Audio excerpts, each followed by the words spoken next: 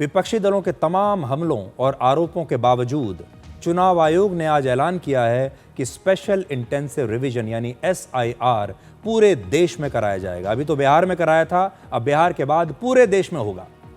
कल से देश के 12 राज्यों में SIR का पहला चरण शुरू हो जाएगा और इसके लिए आज रात 12 बजे देश के 12 राज्यों और केंद्र शासित प्रदेशों में वोटर लिस्ट को फ्रीज कर दिया जाएगा। चुनाव आयोग के मुताबिक 21 साल के बाद देश भर में SIR किया जा रहा है। इन 12 राज्यों में अंडमान निकोबार, छत्तीसगढ़, गोवा, गुजरात, केरल, लक्षद्वीप, मध्य प्रदेश, पुडुचेरी, राजस्थान, तमिलनाडु, उत्तर प्रदेश और पश्चिम बंगाल शामिल है। चुनाव आयोग SIR के जरिए वोटर लिस्ट में जितनी भी मिलावटें हैं उन्हें दूर करेगा और अवैध वोटर्स को इस लिस्ट से हटा दिया जाएगा, जैसा कि अभी बिहार में हुआ।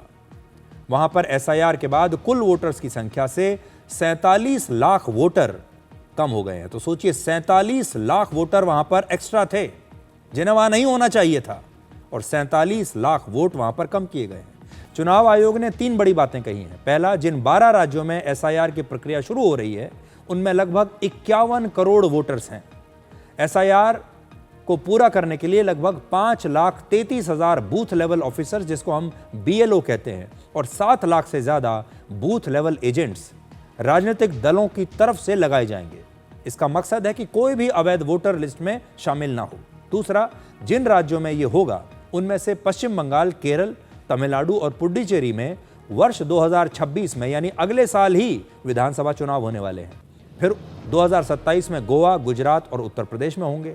2028 में मध्य प्रदेश, राजस्थान, छत्तीसगढ़ और अंडमान निकोबार में चुनाव होंगे।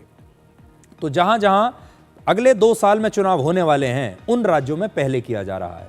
तीसरा, असम में अभी SIR नहीं कराया जाएगा क्योंकि चुनाव आयोग ने कहा है कि असम में नागरिकता के नियम देश के अन्य राज्यों से अलग है, इसलिए वहां SIR अलग तरीके से कराना पड़ेगा। असम में भी वर्ष 2026 में ही चुनाव होंगे।